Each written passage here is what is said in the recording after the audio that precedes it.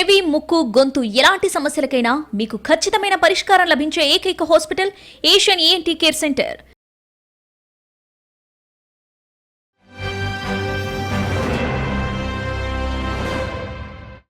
నమస్తే, welcome to political debate. కాంగ్రెస్లో రేవంత్ ఒంటరివాడయ్యాడా అనే మాట బయట చాలా ఎక్కువగా వినిపిస్తుంది. ఈ విషయం మీద సీనియర్ జర్నలిస్ట్ కృష్ణసారాం గారు ఏమంటారో ఆయన అడిగి తెలుసుకుందాం. నమస్తే సార్. సార్, అయితే ఇటు కాంగ్రెస్లో ఇప్పుడు సీఎం రేవంత్ రెడ్డి మాత్రమే మాట్లాడుతున్నాడు. అటు ప్రతిపక్షం ఇటు అటాక్ చేసినా, లేదంటే బీజేపీ అటాక్ చేసినా, ఇంకెవరు అటాక్ చేసినా, అంటే ఏ విషయం మీదైనా సరే రేవంత్ రెడ్డి మాత్రం మాట్లాడాల్సి వస్తుంది అనేది ఒకటి ఏర్పడింది. దీని మీద మీరేమంటారు సార్? నిజంగానే కాంగ్రెస్ పార్టీలో నాయకులకి ఆ పదవుల మీద ఉన్న ధ్యాస, తమకి ఆ పార్టీలో పదవులు సరిగ్గా రావట్లేదని కానీ, గ్రూపులు కట్టి మీటింగ్లు పెట్టుకోవడం కానీ, ఇదంతా చాలా పెద్ద ఎత్తున కాంగ్రెస్లో చేస్తూ ఉంటారు. కానీ ఒక ఇష్యూ వచ్చినప్పుడు ప్రతిపక్షం, అటు బీఆర్ఎస్లో బలమైనటువంటి నాయకులు ఉన్నారు, బీజేపీలో బలమైనటువంటి నాయకులు ఉన్నారు, వాళ్ళంతా కూడా కాంగ్రెస్ ప్రభుత్వం మీద విరుచుకుపడుతున్నారు. రేవంత్ రెడ్డిని నేరుగా దూషిస్తున్నటువంటి స్థాయిలోనే విమర్శలు, ఆరోపణలు చేస్తున్నప్పుడు వాళ్ళు ఏంటంటే అది రేవంత్ బాధ్యత, రేవంతే ఎదుర్కోవాలి అనేటటువంటి ధోరణిలోనే కొన్ని స్వరాలు వినిపిస్తున్నప్పటికీ రేవంత్ స్థాయిలో కానీ, లేదా ప్రతిపక్షం ఎంత బలంగా అటాక్ చేస్తుందో ఆ స్థాయిలో ప్రతిస్పందన, అంటే రియాక్ట్ అవ్వడం కానీ, కౌంటర్ చేయడం కానీ చేయలేకపోతున్నారు. మీడియాలో కూడా ఆ స్థాయిలో రావట్లేదు. రేవంత్ ఒంటరి పోరాటం చేస్తున్నట్లుగానే కనిపిస్తుంది.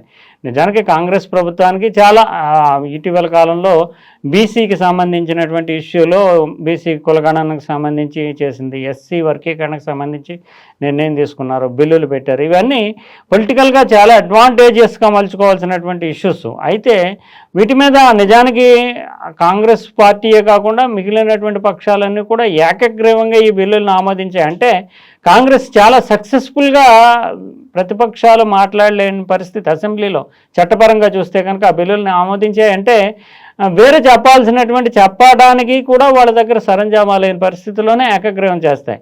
అటువంటి పరిస్థితుల్లో దీనికి కులగణన జరిగినప్పుడు దానికి సంబంధించినటువంటి విషయంలో కానీ, లేదంటే ఇటీవల విమర్శలు వ్యక్తమవుతున్నటువంటి రైతులకు సంబంధించిన ఇష్యూల్లో కానీ ఎక్కడా కూడా మిగిలినటువంటి వాయిస్లు, ఆ పార్టీకి సంబంధించినటువంటి వాయిస్లు వినిపించట్లేదు.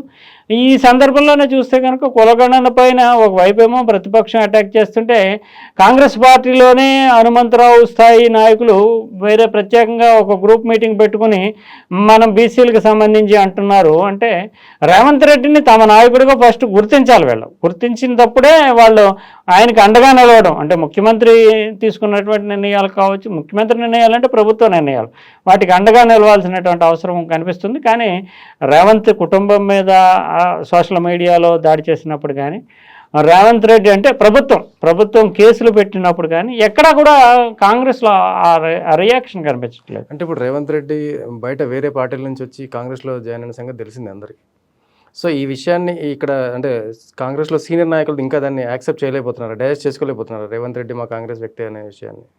అంటే డైజెస్ట్ చేసుకునే ఇంకా వాళ్ళు ఏమి చేయడానికి ఆ విషయంలో ఏంటంటే రేవంత్ వచ్చిన తర్వాతే ఆ పార్టీకి ప్రచారానికి సంబంధించి కానీ, కేసీఆర్ని డి అంటే డి అని అటాక్ చేయడం కానీ, పొలిటికల్గా రిజ్యూనేట్ చేశాడు కాంగ్రెస్ పార్టీని ఈ ప్రాంతంలో అనేదాన్ని మనం అంగీకరించాల్సింది. అది నిజానికి ఈ నాయకులకు కూడా, పెద్ద నాయకులకు కూడా తెలుసు. అయితే రేవంత్ని నెత్తి మీద పెట్టుకోవడానికి వాళ్ళకి మనస్సు అంగీకరించకపోవచ్చు. కానీ రేవంత్ నెంబర్ 1 నాయకుడు కాబట్టే కాంగ్రెస్ హైకమాండ్ అయినా వీళ్ళందరినీ పక్కన పెట్టి సీనియర్ నాయకులు అనేక మంది ఉండగానే రేవంత్ రెడ్డిని ముఖ్యమంత్రిని చేశారు. రేవంత్ రెడ్డిని ముఖ్యమంత్రిని చేయడం అంటే, సభానాయకుడిగా శాసనసభలో గుర్తించడం అంటే, ఆయన ఇక్కడ రాష్ట్ర వ్యవహారాలకు సంబంధించి నెంబర్ 1 లీడర్ అని కాంగ్రెస్ అధిష్టానము అంగీకరించింది. వీళ్ళంతా కూడా లెజిస్లేచర్ సభ్యులు కూడా తమ శాసనసభాపక్ష నాయకుడిగా చేసుకున్న తర్వాత ఆయన సభానాయకుడు అయ్యాడు, అంటే ఒప్పుకున్నట్టే.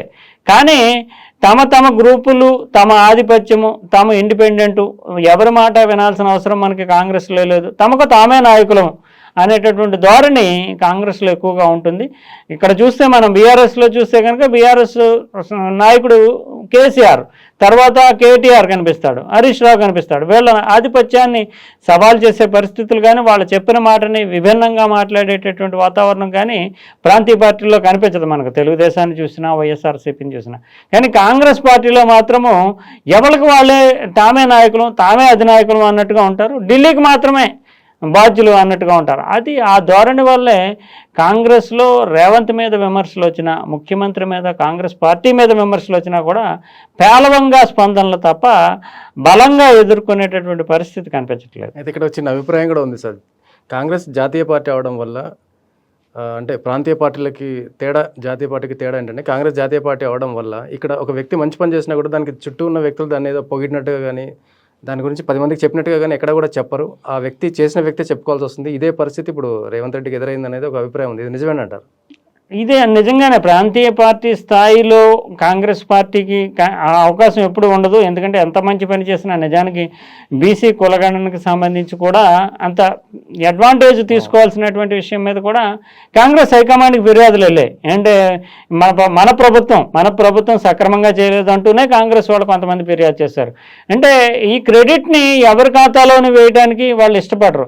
నిజానికి బీఆర్ఎస్ లాంటి పార్టీ ఏదైనా ఒక ఇష్యూని చేపట్టి ఆ పార్టీలో జరిగిన తర్వాత ఆ పార్టీ అధినేత నిర్ణయం తీసుకుని దాన్ని ఇంప్లిమెంట్ చేసిన తర్వాత మొత్తం అంతా కూడా కేసీఆర్కి జయహో అంటారు, పాలాభిషేకాలు చేస్తారు, అన్నీ చేస్తారు. కానీ రేవంత్ రెడ్డికి ఆ క్రెడిట్ ఇవ్వడానికి ఆ పార్టీ నాయకులు అంగీకరించరు. ఎందుకంటే శాశ్వతంగా ఆ పీఠాన్ని మనం బలపరచడం, రేవంత్ రెడ్డిని బలపరచడం అంటే శాశ్వతంగా ముఖ్యమంత్రి పీఠం మీద అతనే ఉండిపోతాడేమో, మనకు రావాల్సినటువంటి అవకాశాలు రాకపోతాయేమో, అతని ఆధిపత్యాన్ని మనం అంగీకరించాలా అనే ధోరణి కూడా సీనియర్ నాయకుల్లో ఉంటుంది కొంత.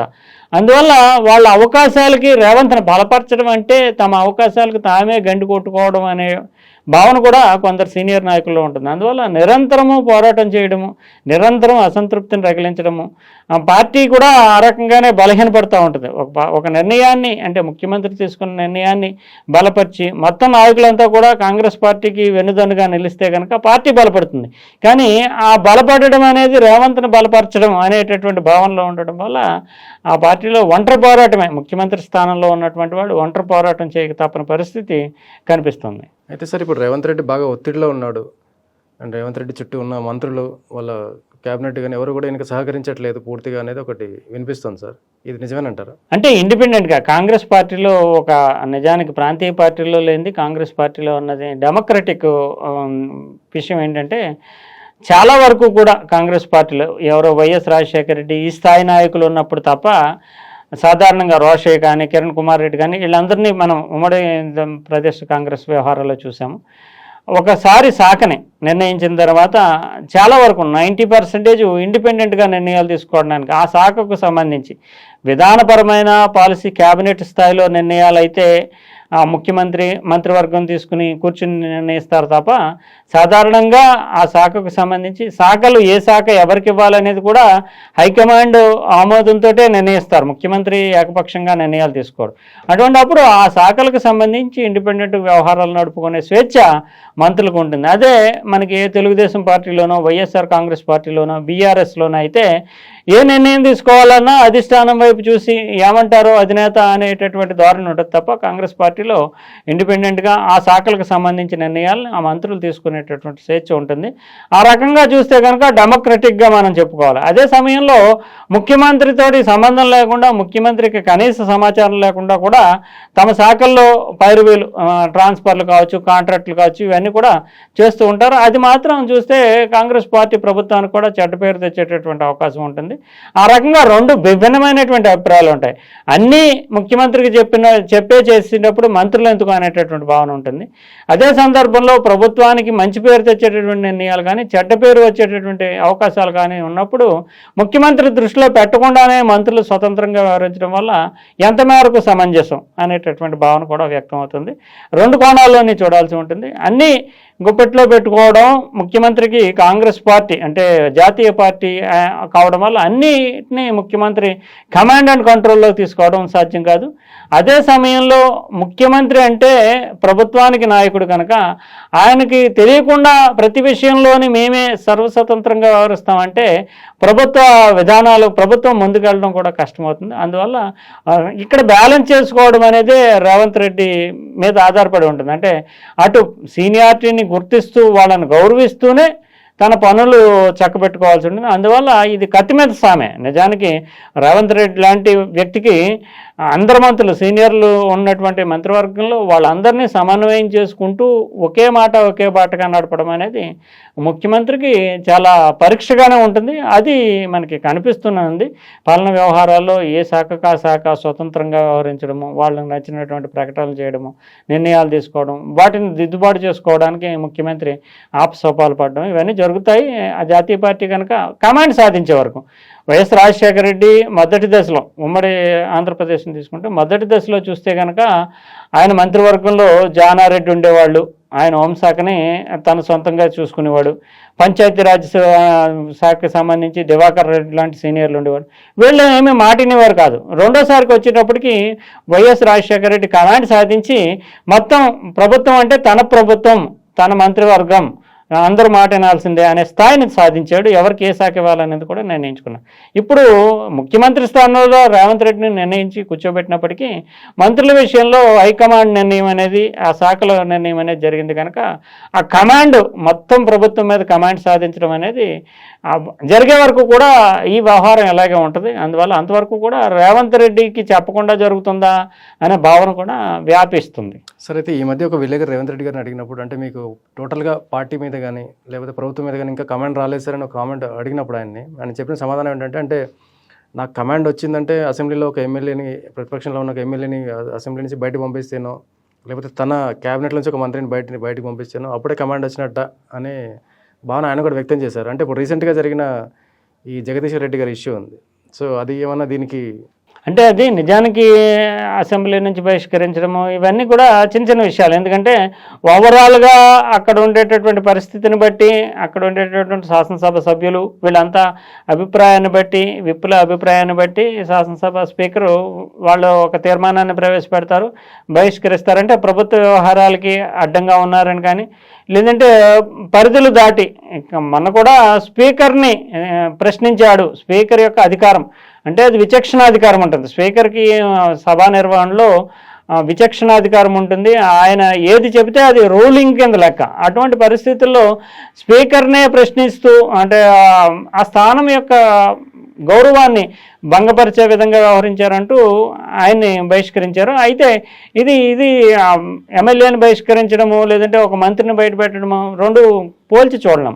ఎమ్మెల్యేలని ఎందుకంటే ప్రతిపక్ష సభ్యులు దురుసుగా ప్రవర్తించినప్పుడు బహిష్కరిస్తారు. అది ముఖ్యమంత్రి స్థాయిలో నిర్ణయం అని కానీ, ముఖ్యమంత్రి స్థాయిలోనే అది ప్రభావితం చేస్తుందని కానీ మనం చెప్పలేము. అది సర్వసాధారణమైనటువంటి వ్యవహారంగానే చూడాలి. ముఖ్యమంత్రి కూడా చేస్తే బాగుంటుందని విప్పుకి చెప్పొచ్చు, ఇదంతా జరుగుతుంది. కానీ అది దానికి ముఖ్యమంత్రి ప్రభుత్వం మీద కంట్రోల్కి సంబంధం ఉండదు. నిజంగానే క్యాబినెట్లో సభ్యుల్ని పంపించేటటువంటి ఒకవేళ పంపించాల్సి వచ్చినా హైకమాండ్ ఆమోదాన్ని తీసుకునే పంపాల్సి ఉంటుంది కాంగ్రెస్ పార్టీలో. అయితే ఓవరాల్గా ప్రభుత్వ నిర్వహణ ఎలా జరుగుతుంది, ప్రజల్లో వీళ్ళు ఇచ్చినటువంటి హామీలు కానీ ఇంప్లిమెంటేషన్ కానీ వాటినే ప్రాతిపదికగా తీసుకుంటూ ప్రభుత్వ నిర్వహణని బేరేజ్ వేస్తాం తప్ప ముఖ్యమంత్రి మిగతా ఎమ్మెల్యేలను కంట్రోల్ చేస్తున్నారా లేదా, మిగతా మంత్రులందరినీ కంట్రోల్ చేస్తున్నారా లేదా అనే దాని మీద ఆధారపడే ప్రభుత్వం నడుస్తుందని చెప్పలేము. ముఖ్యమంత్రిగా ఆయన దగ్గర కూడా చాలా కీలకమైనటువంటి శాఖలు, హోంమంత్రిత్వ శాఖ లాంటివి ఉన్నాయి. ఓవరాల్గా బడ్జెట్ మేనేజ్మెంటు, తర్వాత వాళ్ళు ఇచ్చినటువంటి హామీల అమలు, వీటన్నిటి మీద ఉంటుంది ప్రజల సంతృప్తి స్థాయి. వీటి మీదే ముఖ్యమంత్రి పనితీరు ఆధారపడి ఉంటుంది తప్ప మంత్రుల్లో ప్రతి మంత్రి తన మాట వింటూ జిహుజురు అంటూ ఉండడం అనేదే ముఖ్యమంత్రికి అల్టిమేట్ కాదు. అందువల్ల ఆ కోణంలో చూస్తే మాత్రం రేవంత్ రెడ్డి చెప్పినటువంటి వాదన సమంజసంగానే కనిపిస్తుంది. నమస్తే సార్.